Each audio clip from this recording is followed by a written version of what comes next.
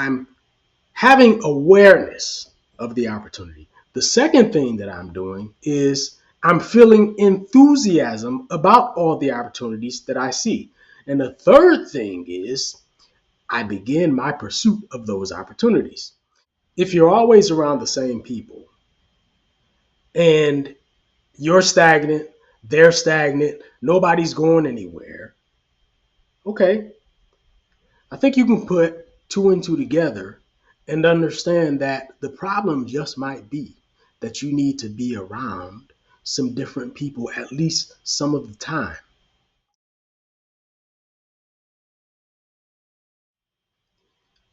You know, one of the worst things that you can feel in your life is a sense of stagnation. And I know because there have been times in my life where I felt that way. Maybe not extended periods of time, but there have been times when I felt a bit stagnant and it just didn't feel good to me. And what I want to talk to you today about is opportunities, and specifically opportunity blinders that you may be wearing. And what these opportunity blinders do is they prevent you from seeing opportunities that are actually all around you. Okay. So there's no need for you to be stagnant, especially once you become aware of these opportunity blinders. Now, let me just say that I am Mark Johnson, the founder of Bounce Pep, bringing you ideas for a fit and flourishing future. I'm also the youngest son of Bill Johnson, and I'm very happy to have you here. I want you to leave any comments or questions that you have in the comments section because I do enjoy hearing back from you. And when I have time, I do actually respond. So don't be afraid to go ahead and leave your thoughts. Now, with that said, let's talk about this idea of opportunities. You know, one of the things that I love about the gym is that every time I go into the gym, I see nothing but opportunity. And that is because I walk in and I see free weights. And maybe if I look in a different direction, I see machines. And then I see cables. I see all of these things in the gym that are tools that I can use to perform different exercises, different lifts, so that I get better, I get stronger, I get more mobile, I get more flexible, right? My physique improves. But I'm looking around the gym every time I go and I just see nothing but opportunity. And when I see that opportunity, the first thing that I'm doing is I'm having awareness of the opportunity. The second thing that I'm doing is I'm feeling enthusiasm about all the opportunities that I see. And the third thing is I begin my pursuit of those opportunities. This is the nature of opportunity. You become aware of opportunities, then you become enthusiastic about those opportunities, and then you pursue those opportunities. But it all has to start with awareness. And this is what I love about the gym. So when you step outside of the gym, the principle still works the same. And that's what I want to talk to you today about. Let me take you back in time. Way, way back. I was about 20 years old at the time. I had just finished a stint working and studying in Japan. It was a work study program. And I was back in the United States. And the guy called me from out of the blue. And he asked me if I wanted to be his roommate. And so we talked and talked and talked. Now, mind you, I didn't know this person. I had never met him, never spoken to him. I had no clue who he was. But this was back before AI and deep fakes and everything. So, you know, you get on the phone with somebody and you talk to them and you have reasonable confidence that you're talking to a real person. And so we hit it off very well. And to make a long story short, we ended up moving in together and becoming roommates while we studied at the university. We were at the time living in Michigan. And one of the things that I did was I told him about the program that I had just completed working and studying in Japan. Now, he at the time was applying for different overseas study programs in Europe. And I talked to him. I said, wait a minute. I think I have a better opportunity for you. And he was all ears because he was looking to get some experience overseas studying and just exposing himself to different cultures.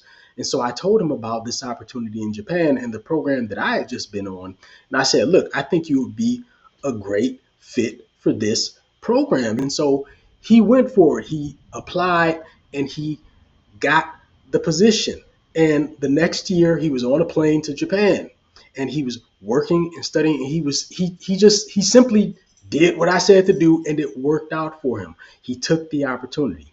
So let's discuss what the first opportunity blinder is. It is your environment. Environment includes the people around you. So I'm going to discuss both of those things when I talk about environment. Let me start off with a story about a guy that I went to school with. This was in middle school. And this guy was a great guy. He was fun to be around. He loved to joke. He loved to rap. He was popular. Everybody liked him. Okay. But he came out of kind of a poor neighborhood. And in his environment, people were struggling and a lot of people were looking to make money somehow. And what they would turn to, what he saw in his environment, was people selling drugs.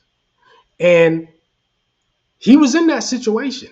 You know, his mother was single mother. She didn't make a lot of money. He felt as though he needed to do something at like 12 years old to uh, ease the burden, the financial burden on her. And so he turned to selling drugs because that's what he saw in his environment. That's what he saw the people. That's the decision that he saw people making in his environment to make a lot of money very quickly, to just do something to to provide some kind of financial support or stability, right? They would sell drugs. So because that's what he saw, that's what he did. He was a product of his environment. His behavior, his decisions reflected that. Okay. This can be the same for you as well. It doesn't mean that I'm not talking about you going and selling drugs, but just understand that the environment that you come out of or the environment that you're currently in can put on opportunity blinders because you don't see other opportunities outside of your environment that are in fact there, but just hidden from view. Okay. I mentioned a few moments ago that people are involved in this. This is because people inform your views, your attitudes about how life is supposed to work, about what's normal, about what you deserve, where you're supposed to go, what you're supposed to do. These are called your paradigms. These are your beliefs about what is normal and how you're supposed to conduct your life and what you deserve. Your paradigms are shaped by the people, especially that you grew up around, specifically your parents, whoever raised you, obviously. So that's usually going to be your parents and a lot of times your close friends. But the people who are closest to you that you spend a lot of time around, they're going to play a huge part in shaping your paradigms. And you may not even be aware of what your paradigms are. You just think that people do certain things because it's just normal. You don't question it. You do certain things just because you think it's normal. You expect certain outcomes because you just think that's the normal outcome. Okay, that's a paradigm. It doesn't mean that it's correct. It doesn't mean that it's the whole truth and nothing but the truth. It's just the paradigm that you operate from. Okay, and the paradigm that you operate from can be an opportunity blinder. When you think that this is normal or this is normal and all of your behavior, okay, aligns with those beliefs, then what happens is a lot of times you can't see other things that other people believe is normal because you have no exposure to it. Your environment allows you no exposure to different ideas and attitudes, different paradigms. So, this is a problem of herd behavior if you think about it. What is herd behavior? It's people all doing something because they see other people doing the same thing. That may be what's keeping you from seeing opportunities all around you. You're just doing what everybody else that you know is doing. But it's important that we also talk about the solutions to this. So, the first solution I'm going to say is read more. You've heard me talk about how important reading is. When you read more, you get exposed to more and different ideas. Reading more can make you aware of opportunities that you were not previously aware of. So it's very, very important that you read more. I don't care whether it's a physical book, I don't care whether it's an audio book. Frankly, it can be YouTube. Just going to YouTube and watching some videos, maybe from people who don't come from a place that you come from, people who don't look like you, people who aren't doing the same things that you're doing. Watch and listen and find out what they're doing. And you may be able to identify new opportunities for yourself. Okay. You don't know everything. I don't know everything. This is the value of reading and exposing yourself to new ideas. The next one is just find new company. And this is going to be a recurring theme throughout the rest of this message. Find new company. In other words, if you're always around the same people and you're stagnant, they're stagnant, nobody's going anywhere, okay, I think you can put two and two together and understand that the problem just might be that you need to be around some different people at least some of the time so that they can help you see something different. They can help you become more aware of something. They can expose you to different things, different ideas, different places, different flavors, whatever it is. Okay. Putting yourself in a company of different people can open up new opportunities. Now I want to talk to you about the second opportunity blinder. And this is highly related to the first because I already talked to you about paradigms. This has a lot to do with paradigms. So the second opportunity blinder is limiting beliefs.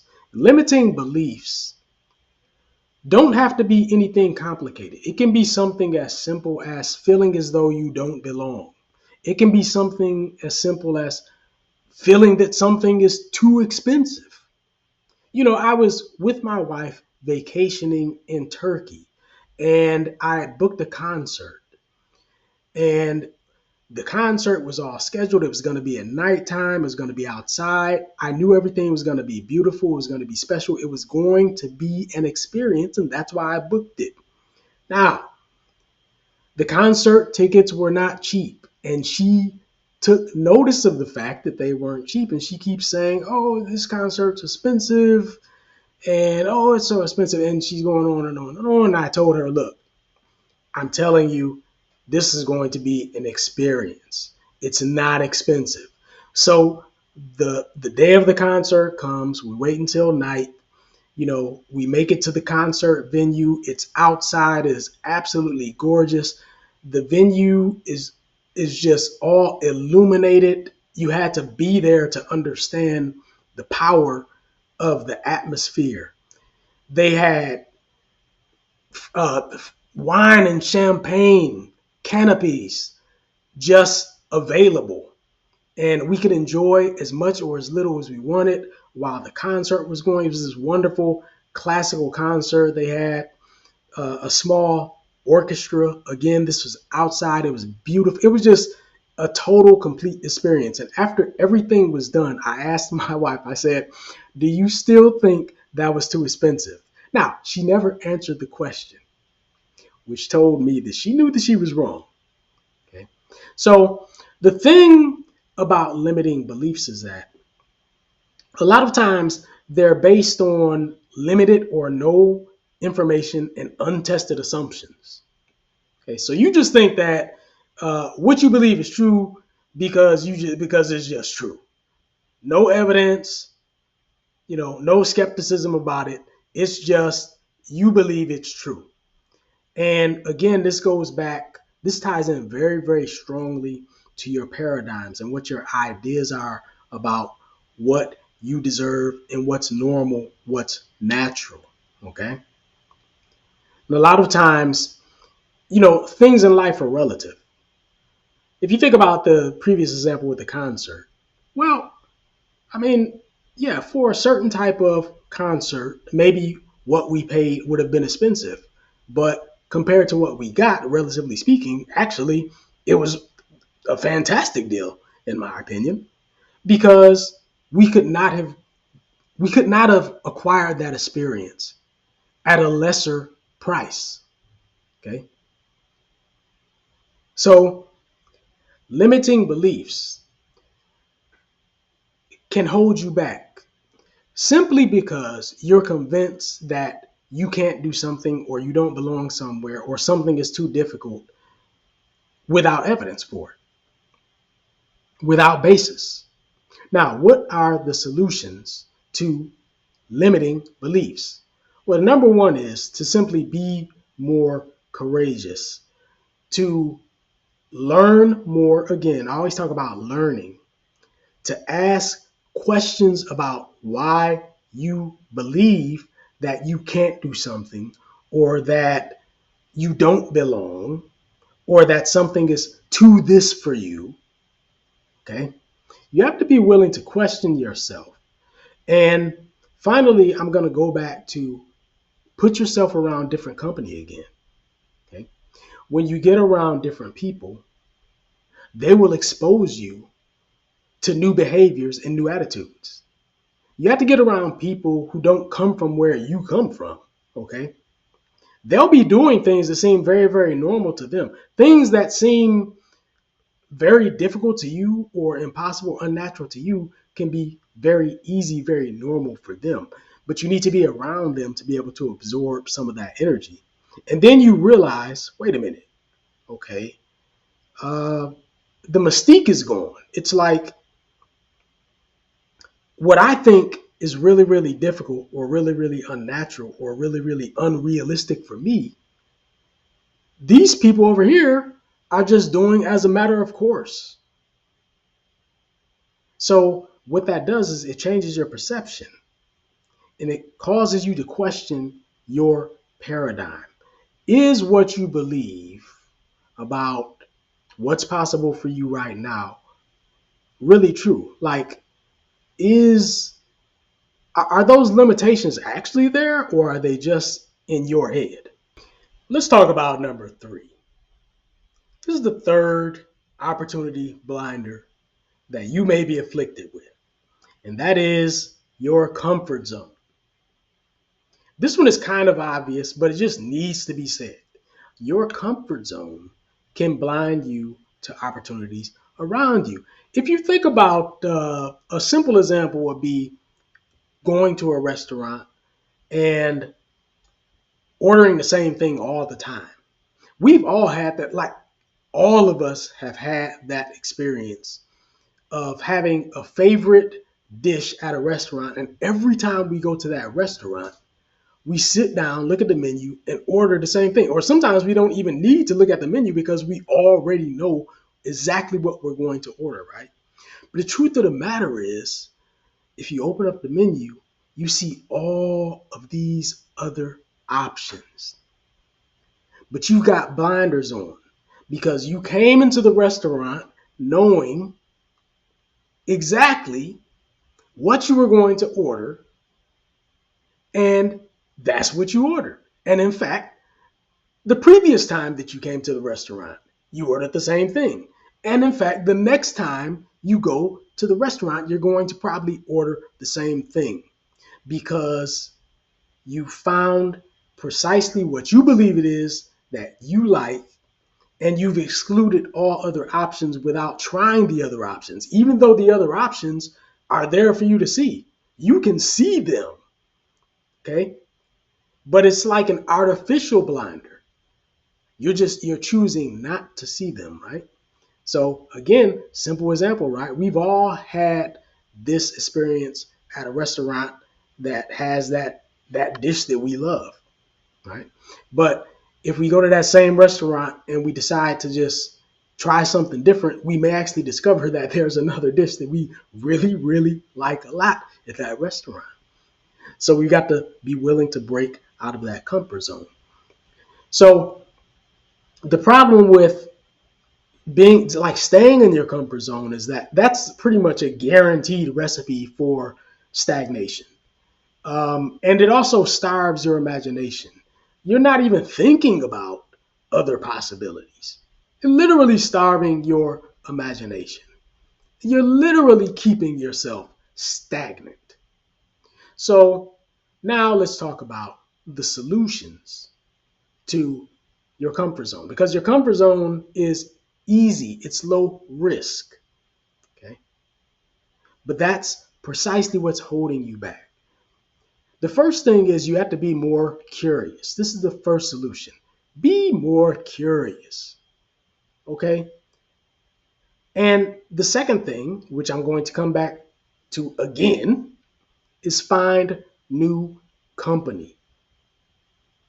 Put yourself around a different set of people. Again, I keep coming back to this point because the people that you hang around are so important to your perception of what is doable, okay? And your sense of possibilities and what's available for you in the world. You've got to put yourself around different company. This can be new friends, it can be a mentor, it can be literally somebody that you're around specifically to learn something from, okay? To break you out of your comfort zone. Somebody that you're around because you want them to actually challenge you, to make you uncomfortable, to present you with some type of a task or a mission or something that you actually have to overcome, right? So that's what a great mentor will do is they will challenge you a bit. They'll get you to that next level because they're going to pull you out of your comfort zone. Okay, so we've gone through the first three opportunity blinders. Let's talk about number 4. This one is the most counterintuitive out of all of the opportunity blinders. I guarantee that you have not thought about this one, but I've thought about it for you, and that is expertise. Now, the reason that expertise is counterintuitive is because, generally speaking, when we think about expertise, there's a positive connotation associated with it. It's a good thing to be an expert. You don't think expertise normally would be a bad thing. Okay. But what I'm going to do today is just introduce the flip side of expertise so that you understand how it can be an opportunity blinder. There are a couple of problems with expertise that you need to be aware of.